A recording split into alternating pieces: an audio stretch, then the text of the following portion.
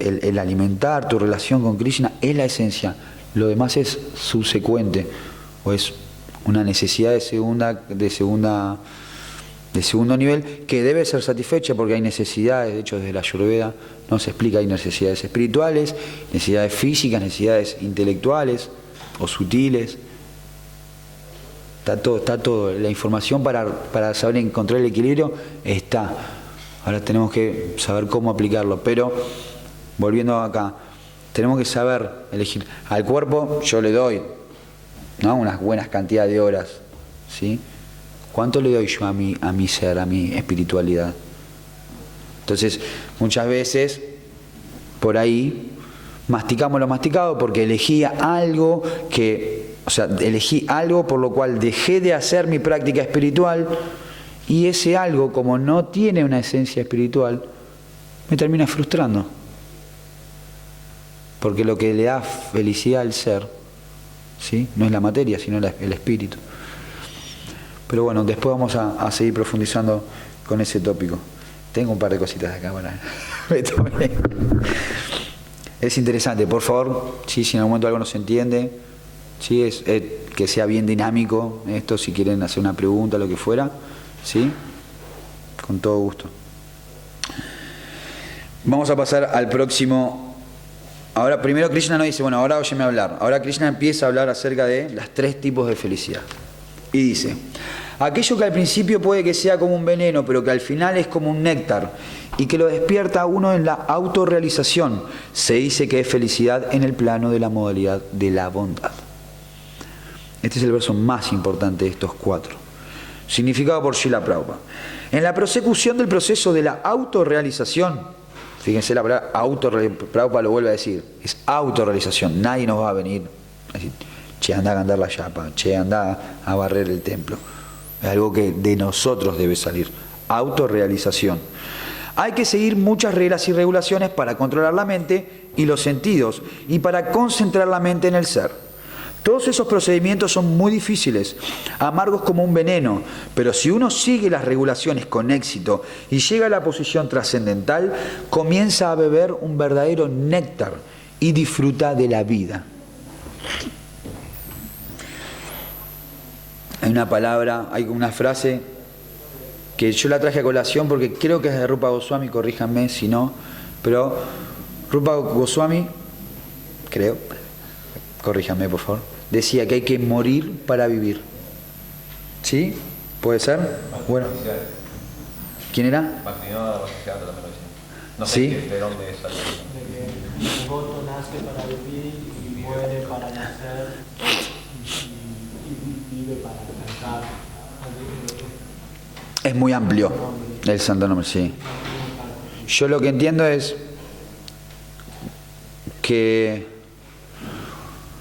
de alguna forma, por la cantidad de creencias, ¿no?, de lo que debe ser y no debe ser, y todos los mandatos que tenemos, ¿no?, desde tantísimas vidas, y mismo en esta misma vida hemos moldeado nuestra psiquis de tal forma, ¿no? Por ahí la Madre Clarisa puede ayudarnos con sus talleres ¿no?, de cómo realmente limpiar, ¿no?, el inconsciente al punto de poder, ¿no?, ver a Krishna en todo. Y para eso hay una limpieza profunda que se debe hacer, y se me fue lo que estaba yo. Y de alguna forma uno debe aprender a morir en ciertos pensamientos, que lo único que hacen es separar, ¿sí?, lo que nos une, el amor que nos une. Como dice Krishna, ¿cuáles perlas ensartadas por un hilo? Todos estamos conectados por Krishna. Dios está en cada uno de nuestros corazones. La energía está hecha por el mismísimo Señor Supremo. Entonces, ¿qué es lo que nos separa? ¿Qué es lo que me hace ver que una persona sí, no, que lo que fuera? Son todos nuestros prejuicios, todas esas, ¿no?, tonterías que tenemos en nuestra mente. Hare Krishna. Entonces,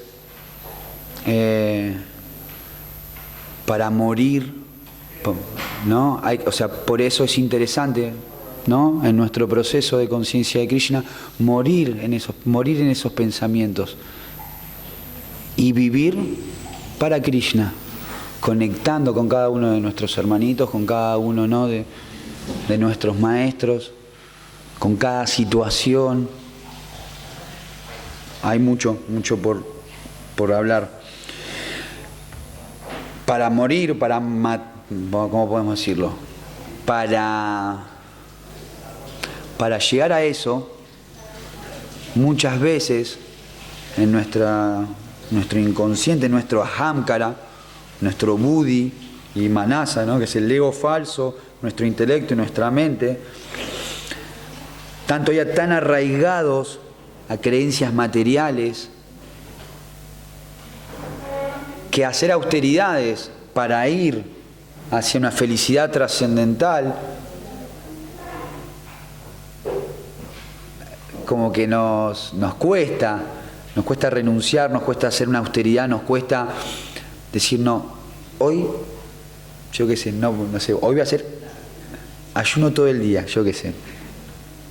No, pero bueno, perdón, pero que te use ejemplo, me contaba una realización, o sea, cómo a través de ayunos y demás, uno se da cuenta cómo la mente, ¿no? Dispara, ¿no? Y el cuerpo empieza o la mente, mejor dicho, sí, empieza a, ¿cómo se diría? A enviar señales para que el cuerpo responda, mastique, haga.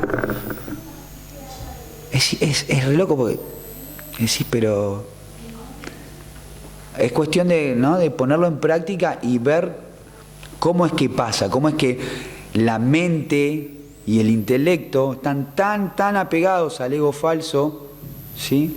De que necesitamos vivir comiendo y que necesitamos vivir, ¿no? Teniendo vida sexual, que necesitamos tantas cosas externas, superficiales, que no nos podemos, que cuando nos hablan de hacer austeridades, ¿no? De hacer reglas y regulaciones, la mente se friquea. Por eso es bueno tener, creo que, no sé si era, bueno, un gurú que vino hace un tiempo, Bhakti-Yoga Vani Maharaj, creo que decía que el pesimismo puede ser positivo en nuestra vida espiritual. ¿En qué sentido? En que la frustración que hemos tenido, no sé si Ramanuja Prabhu también creo que habla, ¿no? La frustración del mundo material puede ser un aspecto positivo para nuestra vida espiritual. Podemos tomar eso, transformarlo, ¿sí? En fuerza para dejarnos de hinchar y profundizar en la vida espiritual. Entonces, hay una resistencia, pero don't worry, como dice en este verso. Al principio puede ser un veneno, después se vuelve un néctar. Y es algo que lo vamos a realizar de una sola forma. A ver quién me puede decir cómo lo vamos a realizar. Practicándolo. No hay otra manera. Es la única forma, poniéndolo en práctica. También se decía acá, se hablaba, porque también hablando de connotaciones que le damos nosotros, las reglas y regulaciones del proceso de Bhakti, a diferencia de otras reglas y regulaciones que siguen en nuestros procesos, por ahí más impersonalistas, donde se tienen que abstener, o sea, nosotros hacemos ayuno con Ekashi, es un chiste al lado, ¿no? de las austeridades que hacen, por así decirlo, materiales, de regulación de los sentidos burdos, los impersonalistas o los yogis místicos que están semanas, meses, años viviendo en condiciones súper austeras, sin comer, en posiciones, ahí en asana noi. Sin embargo, a nosotros nos enseñan que nuestra posición, nuestro asana, no es solamente una posición, ayer hablamos con Prabhu Arjuna también, no es solamente una posición física, sino que es una posición de nosotros para con la vida. ¿Sí? Es como la palabra yoga, la palabra asana, no tienen un solo significado, se pueden transportar un montón de aspectos de la vida. Entonces, ¿qué asana tenemos? ¿Qué posición tenemos nosotros ante con la vida? Reglas y regulaciones. Ofrecer alimentos, abstenernos de actividades que lo único que hacen es hacernos olvidar de nuestra práctica espiritual, de nuestra relación con Krishna, que nos ayudan todas estas reglas y regulaciones que tienen una connotación sumamente positiva, como volverse más piadoso, volverse más limpio, más veraz, más austero o más simple. Todas esas reglas y regulaciones nos ayudan a ser lo que todos queremos, mejores personas. Y si llegamos a una etapa elevada de devoción pura, mejor. ¿Quién no quiere estar vibrando todo el tiempo lo que, ¿no? Una gotita del néctar de lo que Srimati Radharani recién estaba diciendo, ¿no? Observando la Krishna, ¿cómo decir? La descripción amorosa, profunda que hace de Krishna, es tan linda que si uno solamente se pone a imaginarla un segundo cuando dice que Él es un océano de belleza, ya se mueve algo en nuestros corazones. Imagínense estar las 24 horas. Me hizo acordar de Prabhupada una vez. Si la Prabhupada una vez le dijeron, Prabhupada, ahí hay una deidad, le dice, y no te postraste, no te has postrado. Dice, si yo me tengo que postrar cada vez que lo veo a Krishna, tendría que vivir en el piso, decía. Un devoto puro, ¿no? Entonces, al principio puede ser difícil, pero debemos ponerlo en práctica. Incluso después de varios años, no sé, yo hace 5 o 6 años estoy practicando y aún así muchas veces se me hace difícil. Pero tenemos ¿cómo? Qué suerte. Sigamos intentándolo. Pero realmente es una bendición por haber sentido gotitas del néctar. Y es eso lo que nos mantiene a todos, esas gotitas del néctar. ¿Qué decías, Prabhu Yanivas? ¿Querías decir algo? No, que dijiste algunas veces se me hace difícil. Algunas veces, qué suerte. No todo el tiempo. No todo el Bueno, el otro día hablaba, no me acuerdo con quién también, de que un aspecto lindo de los devotos cuando van avanzando es esa humildad al punto de llegar a sentir que quiero más, necesito más de esa relación con Krishna, de ese sabor, de esa melosidad. Por eso hoy hablamos de Rupa Goswami, él es el Rasa Acharya, es el gurú de las velocidades devocionales, de amor profundo entre Radha y Krishna. Si queremos sentir eso, debemos leer el Upayamrita y seguir las instrucciones de estos acharyas. y hablábamos, se me fue, Krishna.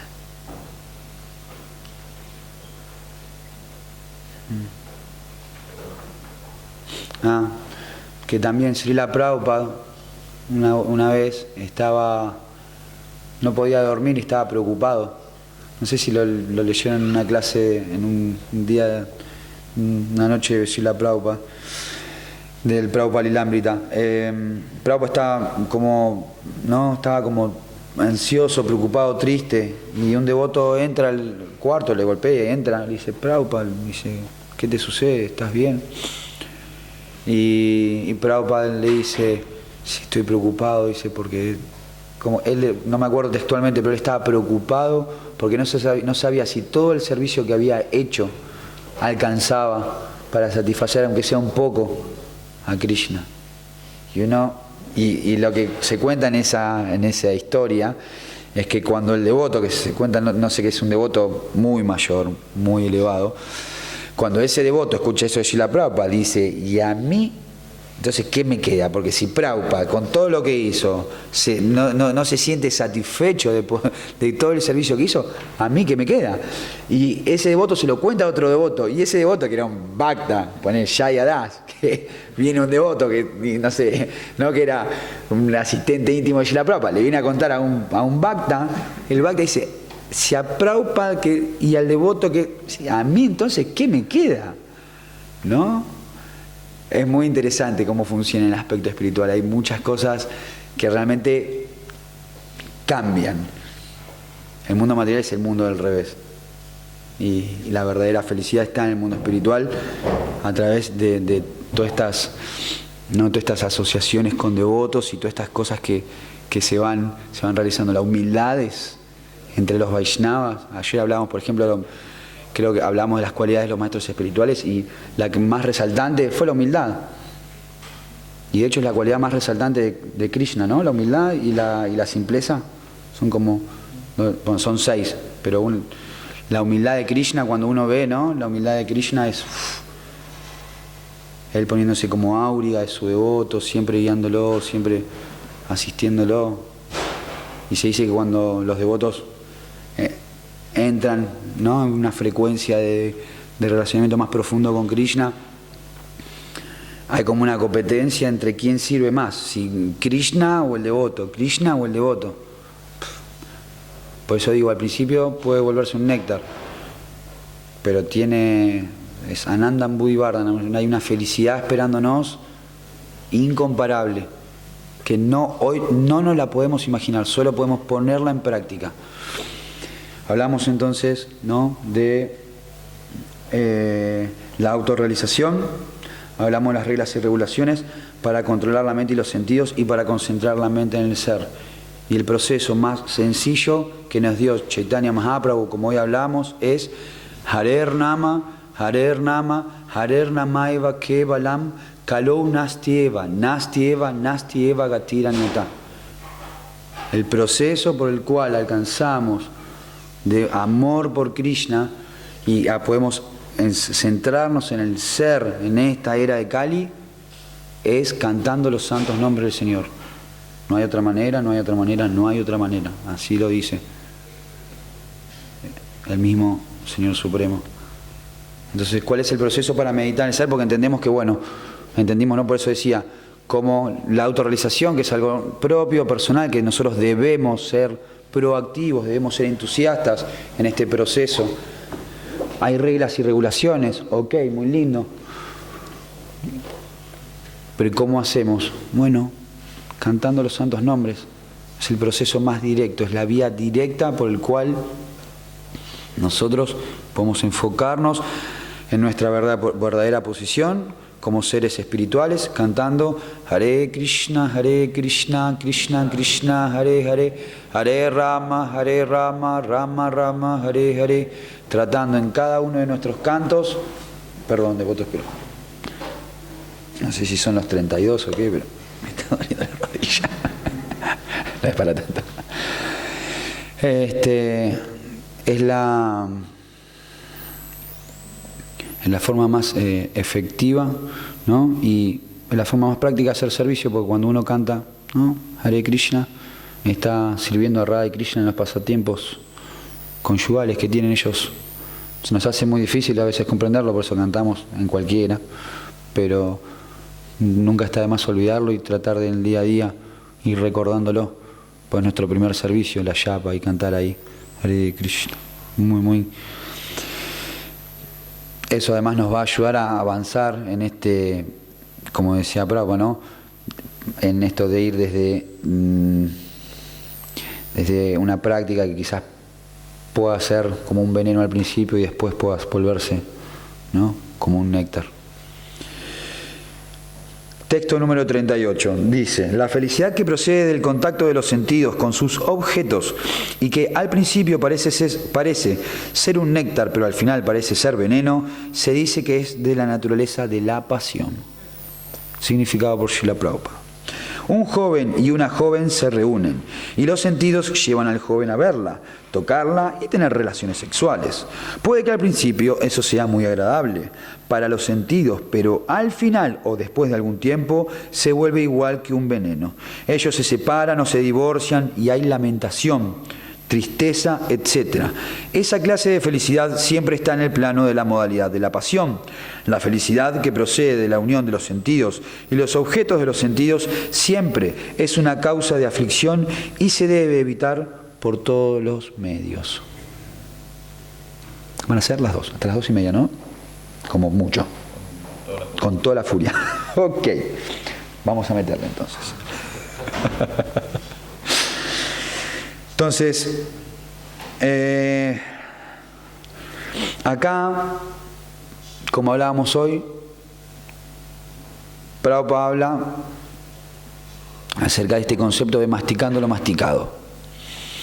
Y vamos a limpiar también una connotación que podemos llegar a tener acerca de la sexualidad. Acá nos está hablando de si la sexualidad es buena, es mala. De hecho, Krishna habla acerca de la sexualidad, ¿no? Diciendo que él es la sexualidad que va en... ¿Cómo es? Que no va en, claro, la sexualidad que no va en contra de los principios religiosos. De hecho, para ser devotitos tiene que haber sexualidad. Pero lo que se está dando acá es algo muy bueno que yo aprendí en el libro de Prabhu Mahajan, que todavía no pude hacer su seminario por distintas excusas que se me han presentado, pero algún día lo haré. Y en ese libro yo aprendí algo muy interesante, que es que uno debe aprender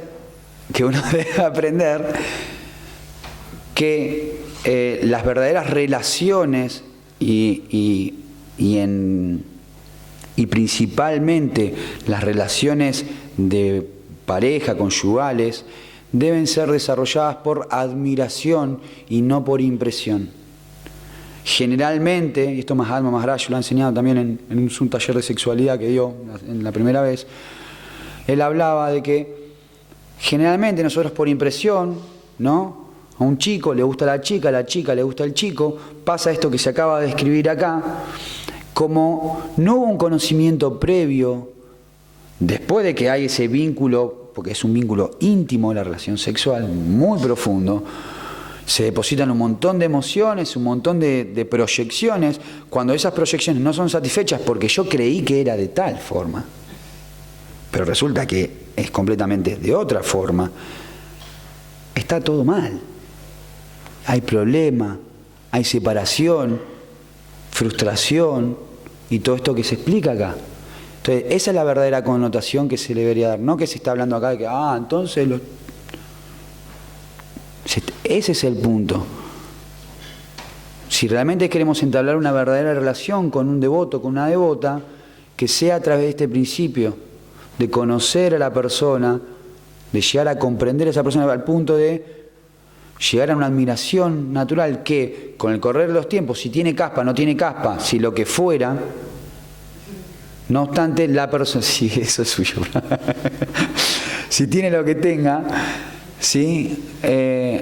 Realmente yo puedo seguir al lado de esa persona, porque yo sé que sigue ciertos principios, porque la conocí durante un tiempo, ¿no? La pude, ¿cómo es que se decía antes, Prabhu? Cortejar, ¿no? ¿no? Uno puede, ¿no?, tomarse ese tiempo de cortejo hacia la pareja y conocer, y después pasar al próximo nivel. Así es como las relaciones sanas van a prosperar.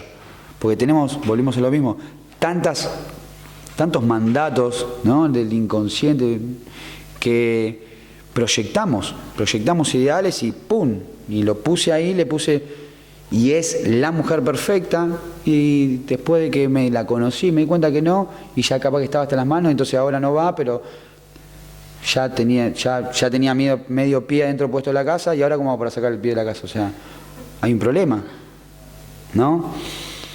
Y otro punto es que, muy interesante, dice, la felicidad que procede de la unión de los sentidos y los objetos de los sentidos siempre es una causa de aflicción y se debe evitar por todos los medios. Y esto es así.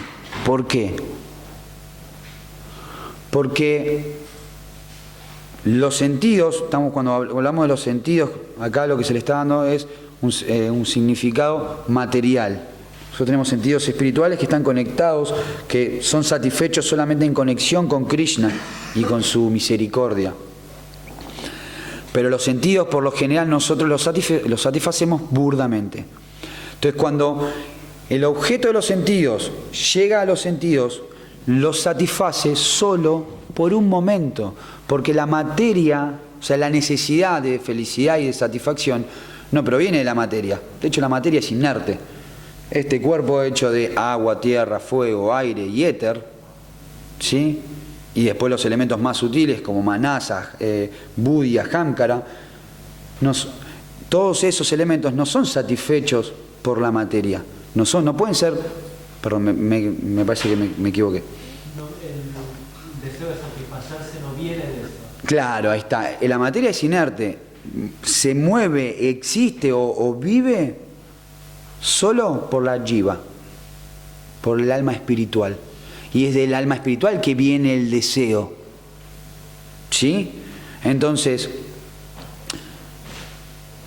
como el deseo es espiritual, si uno lo quiere satisfacer en cualquiera de estos 8 planos o 8 elementos, no va a poder ser satisfecho. Va a ser solamente como un alivio, quizás, porque el alma espiritual en la materia no está todo el tiempo cómoda. Me duele la rodilla, me duele la cabeza, me pica, viene un mosquito, o sea, siempre hay como alguna situación que nos trabaja esto, ¿no? Que como yogis debemos practicar, que es tratar de tener una ecuanimidad ante todas las felicidades y aflicciones del mundo material. Pero la verdadera felicidad no viene de la materia. Entonces, es por eso que se debe evitar pensar, por lo menos, que la felicidad, porque yo hoy tengo este alfajor de maicena en mis manos, voy a ser feliz. Porque yo ahora tengo la mujer de mi vida, que la tengo, pero solamente por eso voy a ser feliz. O porque tengo la casa de mi vida, voy a ser feliz. Todo eso, ¿sí?, uno lo puede aceptar como un regalo de Krishna, como una misericordia especial de Krishna, por darte buenos compañeros, por darte una buena calidad de vida, porque Krishna quiere que vivamos bien. De hecho, en el Srimad Bhagavatam se explica cómo el mundo material Krishna lo crea de tal forma que si nosotros hacemos los sacrificios suficientes y necesarios para que...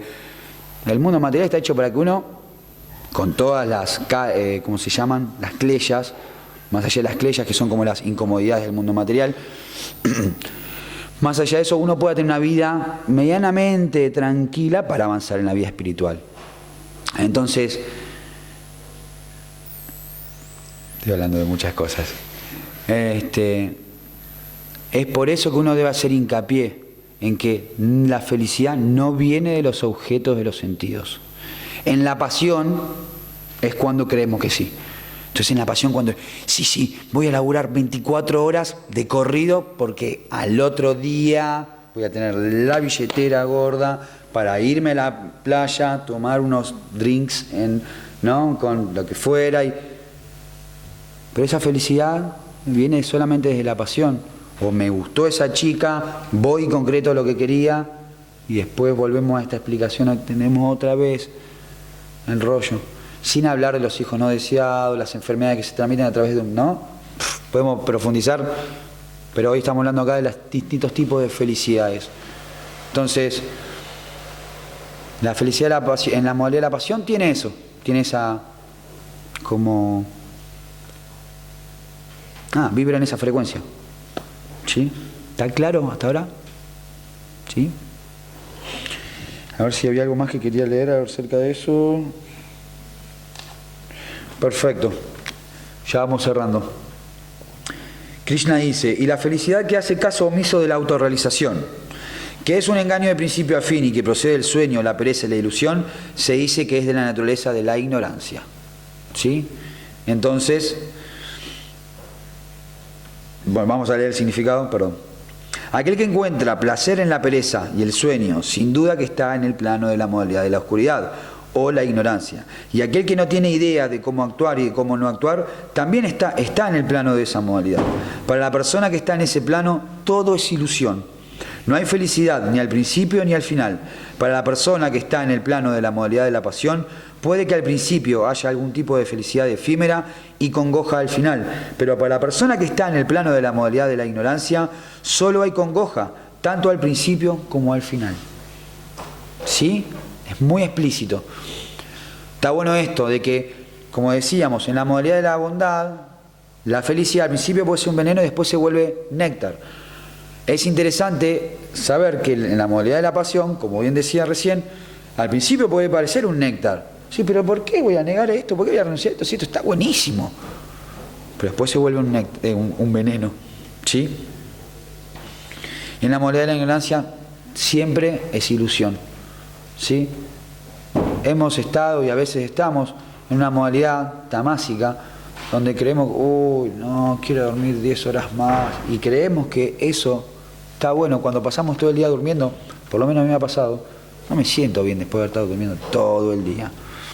Hay casos excepcionales que si tuvieron, ¿no?, 25 días seguidos de servicio, pero que se vuelve una regla, ¿sí?, en el día a día, ese tipo de felicidad, no sé, no, por lo que acá se explica, no es felicidad.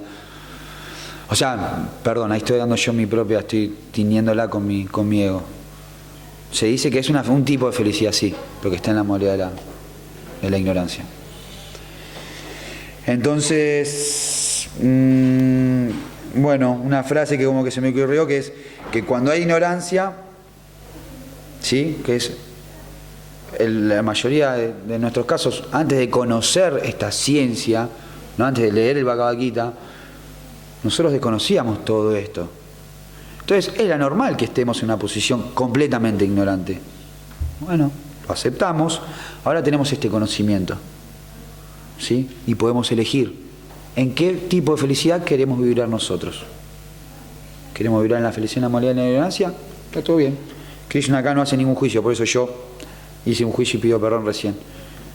¿Sí? Sí es felicidad en la modalidad de la ignorancia, y quien quiera elegirlo puede hacerlo.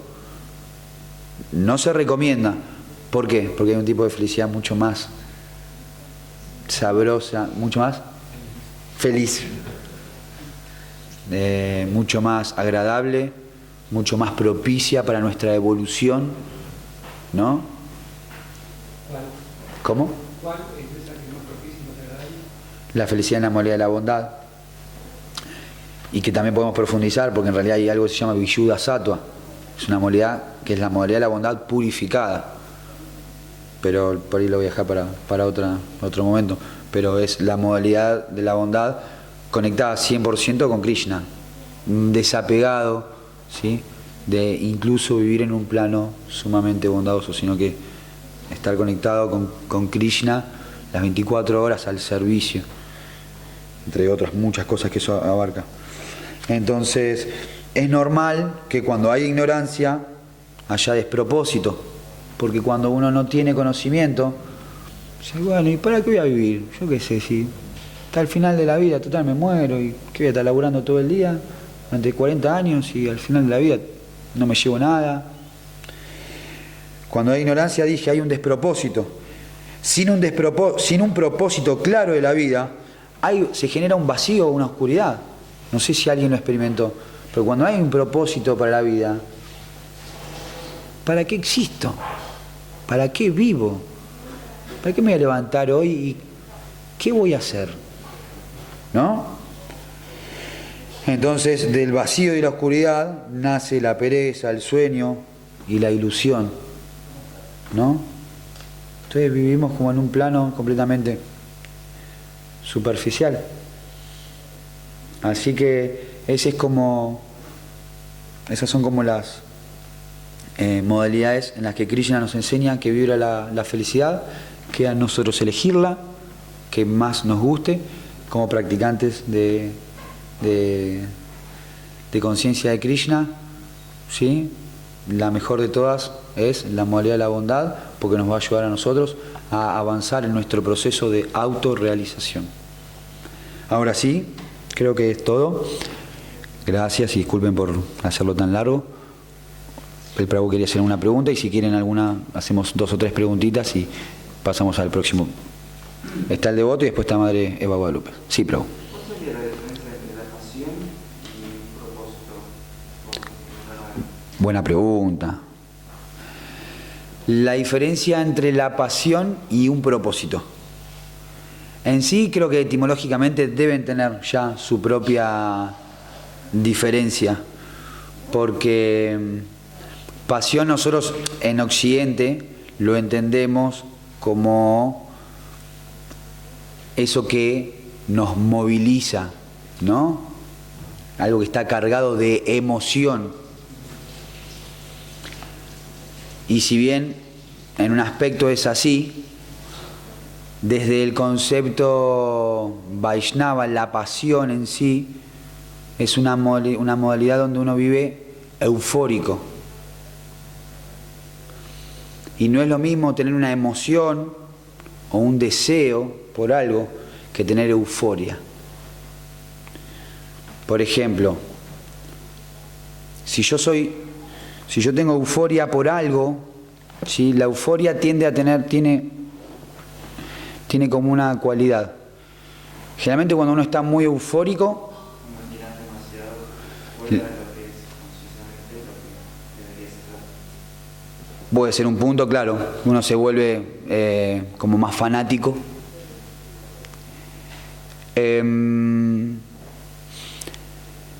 Sí, uno se puede volver más fanático, uno puede tener como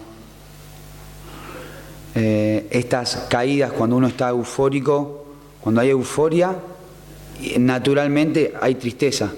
Es como cuando estás tan arriba, pero es algo como, no sé cómo explicarlo, no estoy encontrando la palabra. Pero se genera exactamente, es como tiene mucho que ver con esto que hablábamos al principio, tiene que ver mucho con la felicidad y la tristeza en el plano material. Hay euforia, listo, estás allá arriba, como dice, ¿no?, la frase, todo lo que sube tiene que bajar. Así como estás eufórico, bajás. Entonces la pasión tiende a hacer eso, a quemarte. La pasión se vincula mucho con el fuego, ¿no? Donde uno gasta y, por ejemplo, si vos tenías que recorrer este trayecto, vos gastaste, por estar en la pasión, por estar eufórico, gastaste en estos 20 metros primeros, gastaste todo lo que tenías como reserva para hacer el camino entero.